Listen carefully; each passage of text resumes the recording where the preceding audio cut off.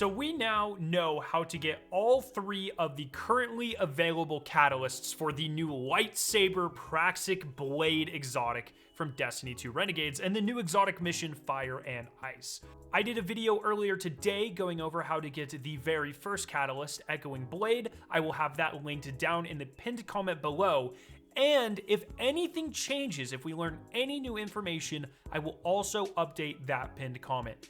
Things with these catalyst puzzles are constantly being discovered. There are all sorts of bugs that I am not currently aware of. So if I figure out anything or I hear any more information that I did not include in this video, I will have it in that pinned comment. So please make sure you check it if you are having trouble with this quest. Now, I do want to give a huge thank you to Ghost Cakes over on Twitter. They pointed me and my fire team in the correct direction to finish solving these things, so that was a huge help. I also want to note that 2 of the catalysts that we are going over in this video may be bugged. Ghost Cakes and their fire team was having trouble getting the second catalyst we're going to talk about in this video after getting the first. I don't know if that's a bug. I don't know if maybe they were missing a step, but me and my fire team managed to get them as we completed both in a single run. So I recommend that you all do exactly the same thing, and I'm going to lay out exactly what we have done step by step, so you guys have the highest chance of not running into bugs. So the 3 catalysts are Echoing Blade. That's the one that we went over earlier in the last video.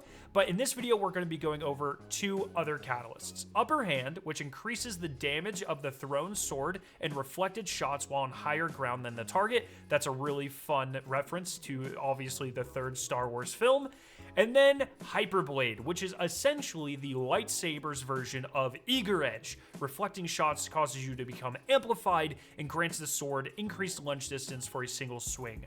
Unfortunately, it is a little bit more situational than Eager Edge, but it's still pretty fun to use on the lightsaber.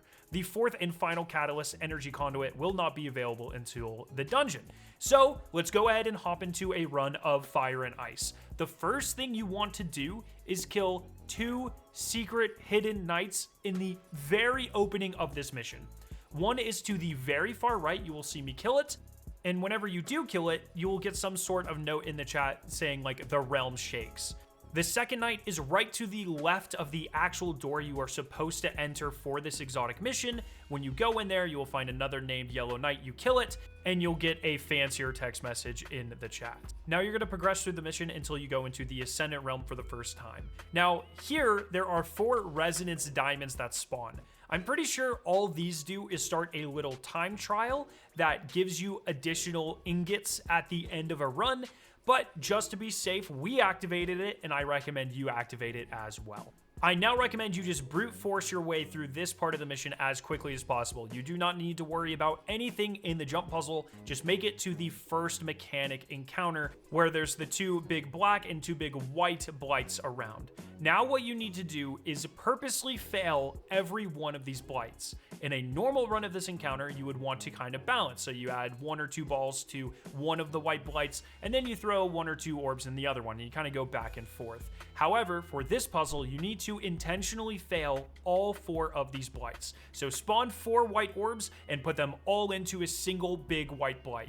And then repeat the same with the next white blight, and then the next black blight, and then the second black blight. If you are doing this correctly, more named yellow bar enemies should be spawning in the center of the arena. And as you kill them, there will be these small black blights that spawn above the 4 pillars as you complete these in order. So you overload or unbalance the 4 big blights every time a yellow bar enemy will spawn, and every time you kill one, an additional blight will spawn on these small pillars around the center of the arena. Once you have spawned all 4, destroy them with the lightsaber, and then a giant ogre named the Catalyst of Something will spawn, and you can kill him, and it will say something shifts within the Praxic Vault, and this means when you complete the activity, you will get the Hyperblade Catalyst. The only thing that has to do with the Hyperblade Catalyst is everything in this encounter. The 2 knights that we killed at the beginning actually have to do with the Upper Hand Catalyst. But let's go ahead and talk about that. So now you've killed the ogre, go ahead and complete the encounter as normal, and then, leave the Ascendant Realm and activate the kind of flipping of the realm. That's sort of the key turning point of this exotic mission. However, as soon as the Ascendant Realm flips, instead of jumping back into the Ascendant Realm, go back to where you killed the 2 knights on Europa, and now there will be small blights. Kill each of these with your lightsaber, and then progress on to the final boss fight. Now that you have killed these 2 extra blights, there will be 2 additional giant white blights in the boss room, but they are kind of beneath the floor. And so instead of just charging up the 2 black blights like you normally need to do in the boss encounter, now you have to charge the 2 white ones as well. Now, we did the 2 white ones first. I don't know if that matters at all. I did not notice any sort of special text in chat or anything like that, but I recommend filling both of the white ones first and then filling up both of the black blights. Then we killed the boss. Just for funsies, we killed the boss by reflecting back his own bullets with the lightsaber. I do not think that is a step of this, but I wanted to include it just in case, but I really don't think you have to do that. Then, whenever you kill the boss, you are taken to the chest room. It is important to know that the catalysts do not come from either of the chests that spawn. There are these tiny little golden boxes that will spawn on the ground, and if you have done everything correctly as instructed in this video, both the Hyperblade and the upper hand catalyst should be on golden boxes on the ground. Pick them up and enjoy. I hope you guys enjoyed this video. If you did, please make sure to hit that subscriber button so we can get to 1 billion subscribers. Tell your friends how to get these amazing catalysts for the Praxic Blade. Have a fantastic day. I love your faces, and I'll see you very soon. See you.